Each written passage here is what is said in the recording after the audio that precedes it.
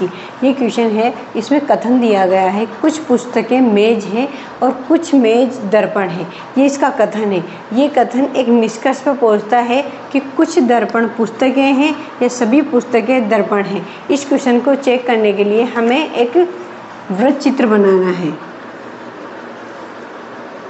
Student, आपको ध्यान में रखना है कि वृत्त चित्र बनाते समय आपको ये चीज़ बहुत इंपॉर्टेंट ध्यान में रखनी है कि यदि ये कहता है कि कुछ चीज़ें एक दूसरे से रिलेटेड है तो आपको एक दूसरे से अर्ध रिलेटेड वृत्त बनाने हैं। लेकिन अगर क्वेश्चन कभी कहता है कि सारी चीज़ें खाद्य है या कोई फल खाद्य है या सारा फर्नीचर लकड़ी का है तो आपको ये वाला वृत्त चित्र बनाना है, बड़े वृत्त के अंदर छोटा वृत्त रखना है।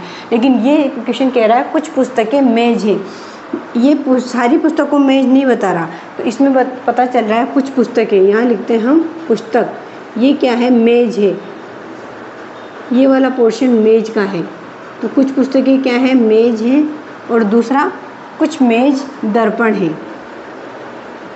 थर्ड वाला वृत्त दर्पण का है, तो कुछ मेज को दर्पण बताया गया है और कुछ पुस्तकों को मेज बताया गया है। अब इसके निष्कर्ष हैं, कुछ दर्पण पुस्तकें हैं। क्या आपको पुस्तक और दर्पण में रिलेशन दिखाई दे रहा है? इसमें पुस्तक और दर्पण में कोई रिलेशन नहीं, पुस्तक का सिर्फ मेज से और मेज का दर्पण से रिलेशन है, तो ये आंसर गलत है।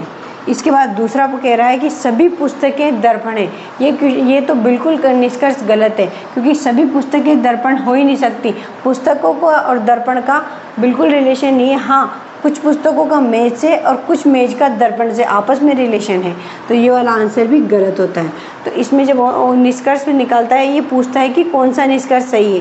पहला निष्कर्ष सत्य है, गलत। इसका दूसरा ऑप्शन है क्या दोनों निष्कर्ष सत्य है, ये भी गलत। तीसरा ऑप्शन है क्या दोनों निष्कर्ष असत्य हैं, सही, क्योंकि इसके दोनों निष्कर्ष हमारे जो फ्लो चार्ट है उसमें बिल्कुल गलत बैठ रहे हैं। इसके बाद चौथा पूछता है कि इसका कौन सा गलत